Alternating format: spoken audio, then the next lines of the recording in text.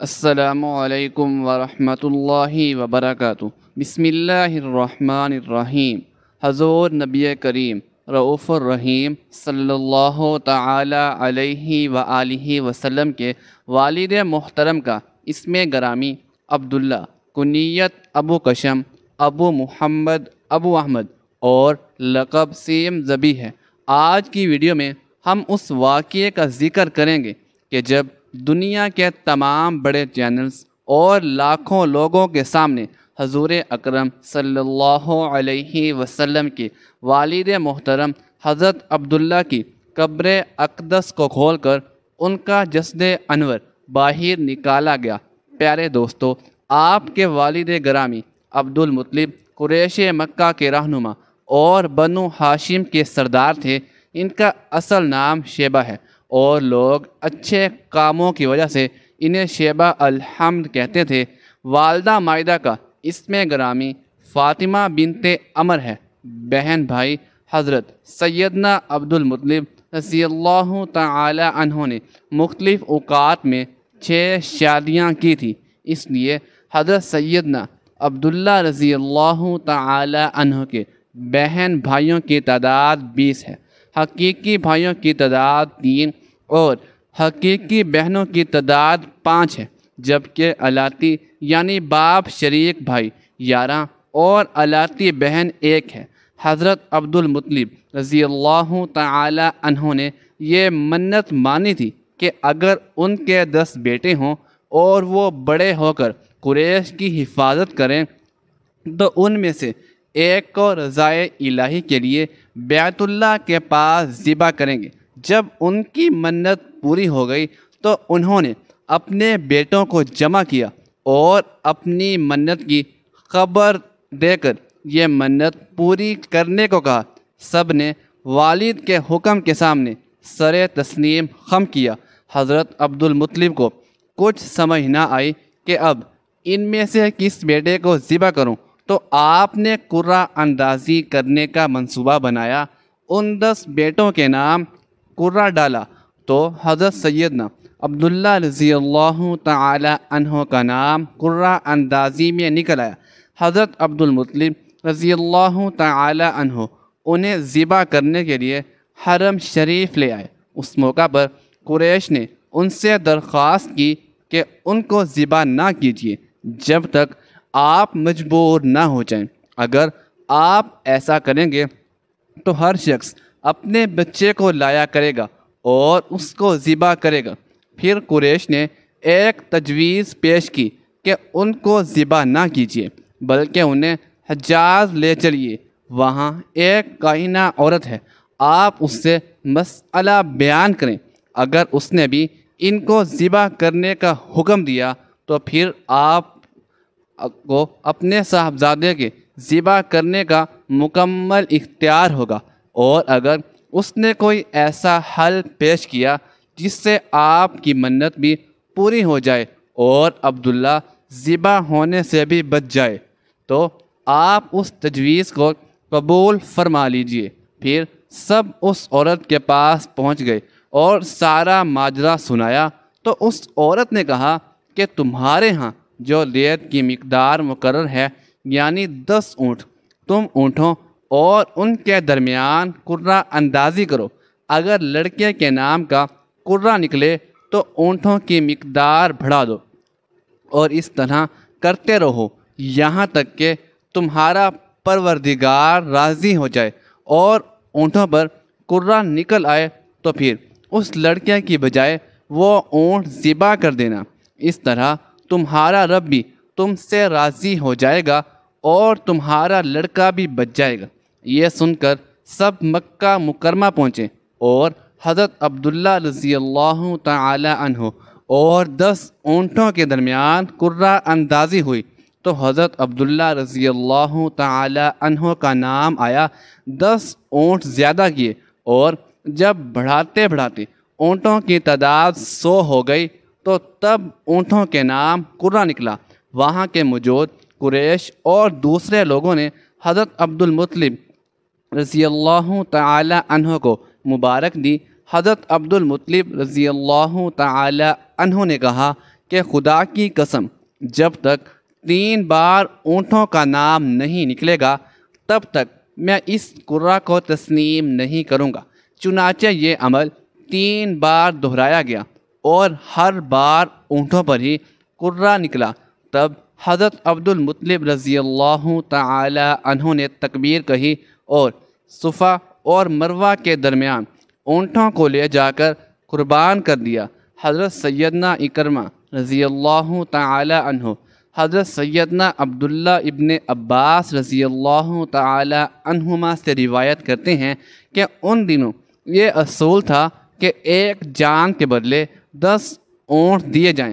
حضرت عبد المطلب رضی اللہ تعالی عنہ وہ پہلے شخص ہیں جنہوں نے ایک جان کا بدلہ 100 اونٹ دیا، جس کے بعد قریش اور عرب میں بھی یہی دستور ہو گیا اور رسول اللہ صلی اللہ تعالی علیہ وآلہ وسلم نے بھی اس کو برقرار رکھا۔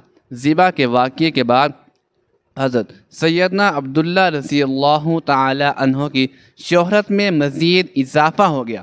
مکہ مکرمہ کی بہت سی حسین و جمیل لڑکیوں اور عورتوں نے آپ کے حسن و جمال سے متاثر ہو کر آپ رضی اللہ تعالی عنہ سے نکاح کی بھرپور کوشش کی، حتیٰ کہ بعض نے بڑی دولت کی بھی پیشکش کی۔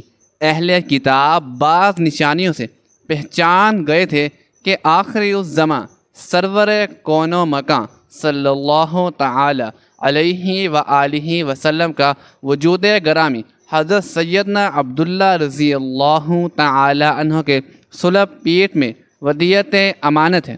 اس لیے یہود کی ایک جماعت نے یہ عہد کیا کہ جب تک حضرت عبداللہ کو قتل نہ کر دیں واپس نہیں لوٹیں گے۔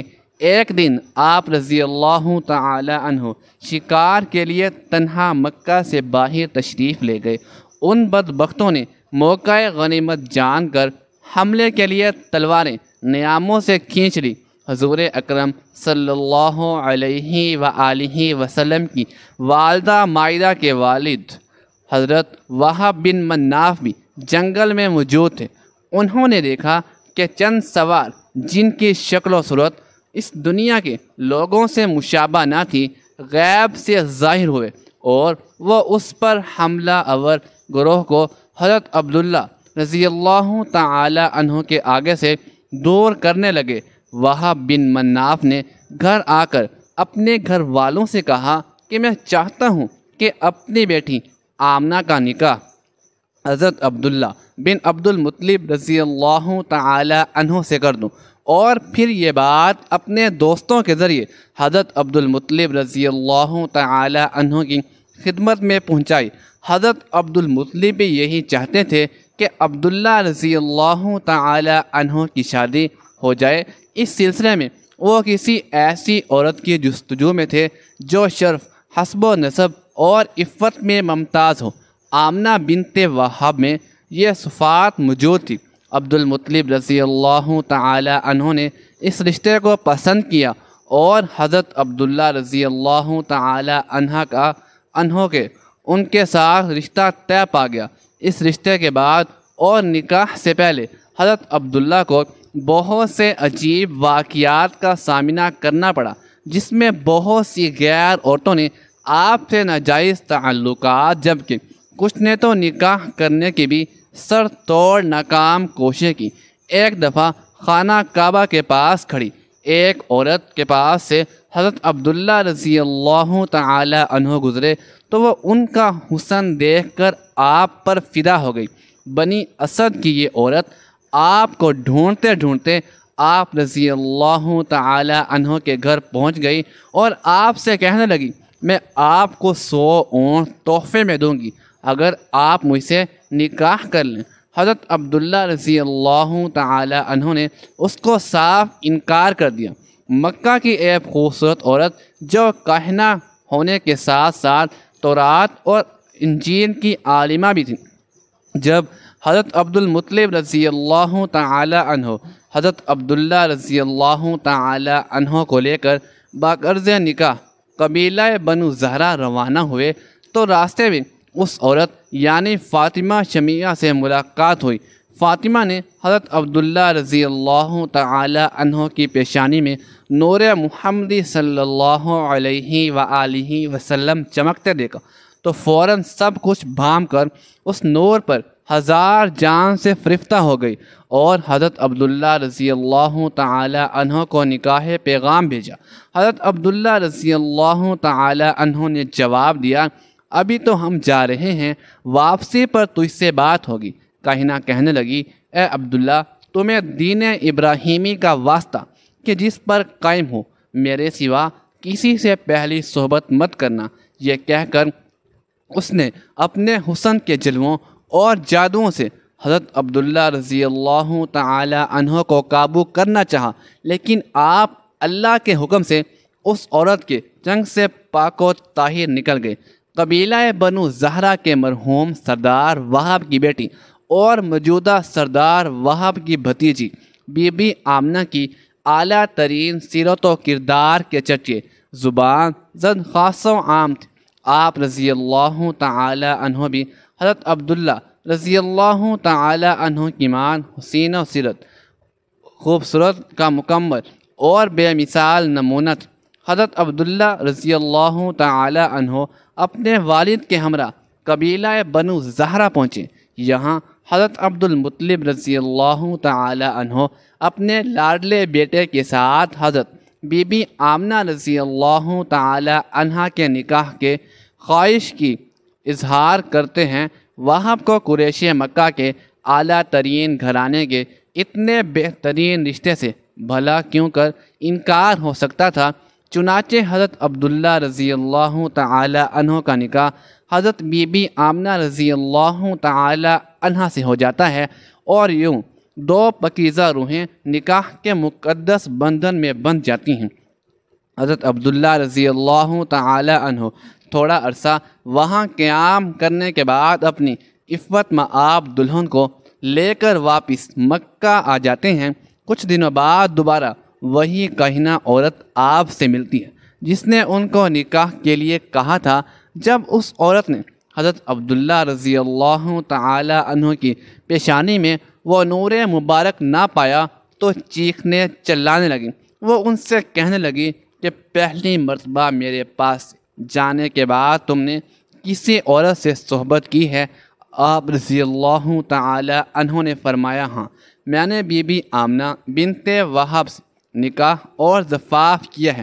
وہ عورت کہنے لگی، اب مجھے تم سے کوئی سروکار نہیں، میں تو اس نور مبارک کی خواستگار تھی جو تمہاری پیشانی میں جلوہ افروز تھا، اب وہ دوسرے کے نصیب میں چلا گیا۔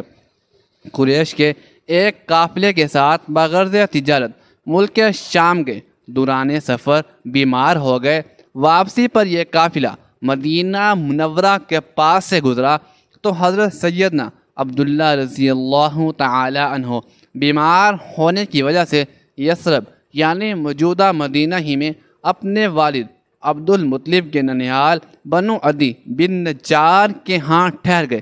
قریش کا قافلہ جب مکہ پہنچا تو انہوں نے حضرت عبد المطلب رضی اللہ تعالی عنہ کو ان کے بیٹے عبداللہ کی صحت کی خرابی کے بارے میں بتایا تو آپ رضی اللہ تعالی عنہ نے فوری اپنے بیٹے حارث کو یثرب عبداللہ کے پاس روانہ کر دیا۔ فرشتوں کو بھی خبر نہ ہونے پائی کہ زمین کی لائی ہوئی مٹی سے عورت کی تخلیق ہوئی، یعنی عورت کے تقدس کی حد تو دیکھیے کہ فرشتوں سے بھی اس کی بناوٹ کا پردہ لازمی قرار دیا گیا، اور پہلی عورت اس مرد کی پسلی سے نکلی جس کی وہ منکوحہ کہلائی۔ اب بات آتی ہے پسلی کی، عورت پسلی سے ہی کیوں نکلی؟ کیا ٹیڑھا پن وہیں سے ملا؟ نہیں، یہاں بھی حکمت سے خالی بات نہیں ہے۔ انسانی جسم میں دل اور بہت سے نازک حصے پسلی کے پیچھے چھپے ہوئے ہوتے ہیں، یعنی پسلی ایک ڈھال ہے اس نازک حصے کے لیے۔ تو اللہ پاک نے عورت کو پسلی سے نکال کے یہ نہیں بتایا کہ عورت میں ٹیڑھا پن ہے، بلکہ اس عورت کو پسلی کی تخلیق کر کے یہ بات سمجھا دی کہ عورت وقت پڑنے پر ڈھال بھی بن سکتی ہے۔ حضور نبی کریم صلی اللہ تعالی علیہ وآلہ وسلم صحابہ اکرام رضوان اللہ تعالی علیہم اجمعین کی محفل میں جلوہ فرما تھے کہ ایک شخص حاضر ہوا اور عرض کرنے لگا، یا رسول اللہ صلی اللہ علیہ وآلہ وسلم، کوئی ایسا مومن بھی ہے جو جہنم میں رہے گا؟ حضور پاک صلی اللہ تعالی علیہ وآلہ وسلم فرمانے لگے، ہاں، ایک شخص ایسا ہوگا جو جہنم کی گہرائی میں 1000 سال رہے گا اور مسلسل اونچی آواز میں پکارتا رہے گا، یا حنان یا منان۔ ایک دن اس قدر اونچی آواز بلند سے یہی یا حنان یا منان کہے گا کہ حضرت جبرائیل امین علیہ السلام جہنم کے قریب سے گزرتے ہوئے اسے سن لیں گے۔ حضرت جبرائیل امین علیہ السلام حیران ہوں گے کہ یہ کیسی عجیب بات ہے، کوئی مسلسل یا حنان یا منان پکار رہا ہے۔ حضرت جبرائیل امین علیہ السلام عرش کے سامنے حاضر ہوں گے اور سر سجدے میں رکھ کر خدا کی تسبیح بیان کرنے لگیں گے۔ اللہ پاک فرمائے گا، اے جبرائیل امین علیہ السلام سر اٹھاؤ۔ جیسے ہی حضرت جبرائیل امین علیہ السلام نے سر اٹھایا تو اللہ نے فرمایا کہ بتاؤ جبرائیل امین علیہ السلام، کیا عجیب دیکھا آج تم نے؟ حضرت جبرائیل امین علیہ السلام عرض کریں گے، اے ہمارے رب، میں نے جہنم سے آتی ہوئی ایک آواز سنی ہے جو کہ گہری گھڑے سے لگ رہی تھی، کوئی پکار رہا تھا، یا حنان یا منان۔ اللہ فرمائے گا، اے جبرائیل علیہ السلام جہنم کے دروغہ مالک کے پاس جاؤ اور اسے کہو کہ جو بندہ یا حنان یا منان کی صدا لگا رہا ہے اسے جہنم سے نکال کر تمہارے حوالے کر دے، پھر اسے میرے پاس لے آؤ۔ حضرت جبرائیل امین علیہ السلام جہنم کے دروازے پر تشریف لے گئے تو دروازے پر دستک دی، مالک باہر آیا۔ حضرت جبرائیل امین علیہ السلام نے انہیں اللہ پاک کا حکم سنایا۔ حکم سن کر مالک جہنم اندر گیا۔ حضرت محمد صلی اللہ تعالی علیہ وآلہ وسلم نے فرمایا، جیسے ماں اپنے بچے کو پہچانتی ہے، مالک ایسے جہنم کو پہچانتے ہیں۔ اس کے باوجود مالک یا حنان یا منان کہنے والے شخص کو تلاش نہیں کر سکا۔ باہر تشریف لایا، حضرت جبرائیل امین علیہ السلام سے عرض کرنے لگا، اے جبرائیل امین علیہ السلام جہنم نے گہرا سانس لیا ہے، اس لیے کون سی چیز پتھر ہے، کون سی چیز لوہا ہے اور کون انسان ہے، اس کی پہچان نہیں ہو رہی۔ حضرت جبرائیل امین علیہ السلام پھر اللہ تعالیٰ کی بارگاہ میں سجدہ کریں گے۔ اللہ پاک ارشاد فرمائے گا، اے جبرائیل امین علیہ السلام سر اٹھاؤ، تم یا حنان یا منان کہنے والے کو کیوں نہیں لائے؟ جبرائیل علیہ السلام عرض کریں گے، مولا دروغہ جہنم، مالک نے ابھی معذرت کر لی ہے، کہتے ہیں کہ جہنم نے گہری سانس لی ہے، اس وجہ سے پتھر، لوہا اور انسان کے درمیان کوئی فرق نہیں بچا ہے، تو یہ سب جل کر کوئلہ بن چکے ہیں، کسی چیز کی پہچان نہیں ہو پا رہی۔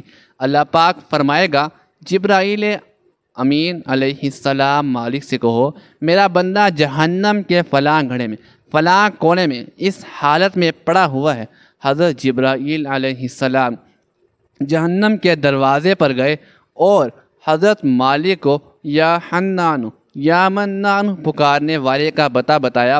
مالک جہنم اندر گیا اور دیکھا ایک شخص ہے، اس کے پاؤں اس کی پیشانی کے ساتھ اور اس کے ہاتھ گردن کے ساتھ بندھے ہوئے ہیں اور جہنم کے سام بچھو اس کے ساتھ لیٹے ہوئے ہیں۔ حضرت مالک نے اس کی زنجیریں توڑ دی اور اسے جہنم سے نکال کر حضرت جبرائیل امین علیہ السلام کے حوالے کر دیا۔ حضرت جبرائیل امین علیہ السلام اسے عرش الہی کے سامنے لے کر حاضر ہوئے، سر سجدے میں رکھا۔ اللہ پاک نے فرمایا، اے جبرائیل امین علیہ السلام تم سر اٹھاؤ۔ حضرت جبرائیل امین علیہ السلام نے سر اٹھایا۔ اب اللہ پاک نے اس بندے سے کہا، اے بندے، کیا میں نے تیری بہترین تخلیق نہیں کی تھی؟ کیا میں نے تیری طرف رسول نہیں بھیجے تھے؟ کیا میرے رسولوں نے تمہیں میری کتاب نہیں سنائی تھی؟ کیا میرے رسولوں نے تمہیں نیکی کا حکم نہیں دیا تھا؟ کیا تجھے برائی سے منع نہیں کیا تھا؟ وہ بندہ ساری باتوں کو مانے گا، اقرار کرے گا، یا اللہ تو نے میری بہت اعلیٰ تخلیق فرمائی، تیرے رسول بھی تشریف لائے اور انہوں نے تیرے احکام بھی سنائے۔ اللہ پاک فرمائے گا فلاں فلاں گناہ کیوں کیا؟ وہ عرض کرے گا یا اللہ میں نے اپنی جان پر ظلم کیا جس کی سزا میں مجھے جہنم میں ڈال دیا گیا۔ اے اللہ اس کے باوجود میری امید نہیں ٹوٹی، مجھے تیری رحمت سے امید تھی، میں یا حنان یا منان مسلسل پھکارتا رہا۔ مولا تو نے مجھے اپنے فضل سے جہنم سے نکالا ہے، یا اللہ مجھ پر رحم فرما۔ اللہ پاک فرمائے گا اے فرشتوں گواہ ہو جاؤ، میں نے اس پر رحم کیا اور اسے معاف کر دیا۔ ناظرین آئیے اپنا محاسبہ کرتے ہیں، کیا ہم میں کوئی ایسا ہے کہ جو کہہ سکے میں اپنے ایمان کا حساب کر سکتا ہوں؟ اپنے گروبانوں میں نظر ڈالیں، کوئی ایسی خوبی جس پر ہمیں یقین ہو کہ ہمیں دوزخ میں نہیں ڈالا جائے گا؟ ہزاروں سال کی عبادتیں بھی رد ہوتی دیکھی گئی ہیں، تو بس اللہ سے دعا کرتے ہیں کہ اے اللہ ہم جانتے ہیں کہ اگر ہمارے ایمان کا سخت حساب لیا گیا تو یقیناً ہم نہیں بچ پائیں گے، ہم تو بے حد گناہ گار ہیں، لیکن اے اللہ پاک ہم تیری رحمت کا سوال کرتے ہیں، ہم سے حساب اپنے عدل و انصاف پر نہ لینا، بلکہ ہم پر اپنی رحمت اور عطا کا سایہ رکھنا۔ اے اللہ پاک ہمارے دعا کو قبول فرما، آمین۔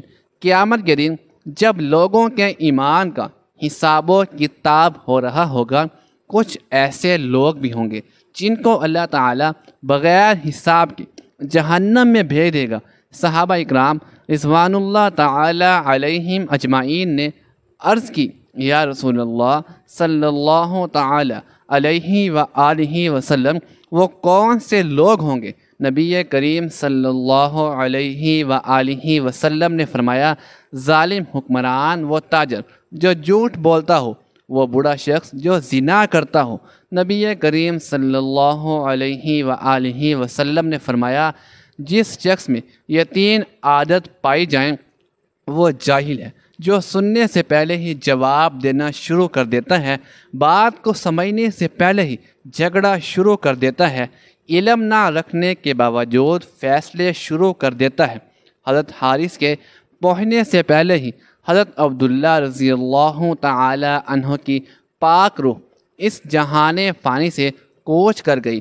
روایات کے مطابق اس وقت حضرت عبداللہ رضی اللہ تعالی عنہ کی عمر مبارک 20 سال تھی، کچھ جگہوں 25 سال بھی روایت ہوا ہے۔ ناظرین آج کل کچھ علماء حضور کے والدین کے ایمان پر انگلی اٹھاتے ہیں، لیکن انہیں شاید مسجد نبوی کے اس واقعے سے سبق حاصل کرنا چاہیے کہ جب مسجد کی توسیع کے لیے حضرت عبداللہ بن عبد المطلب رضی اللہ تعالی عنہ کی قبر 1400 سال سے زیادہ گزرنے کے بعد کھولی گئی اور آپ کی لاش وہاں موجود میڈیا اور ہزاروں لوگوں نے دیکھی اور گواہی دی کہ آپ کا ایک بال بھی گدلا نہ ہوا تھا۔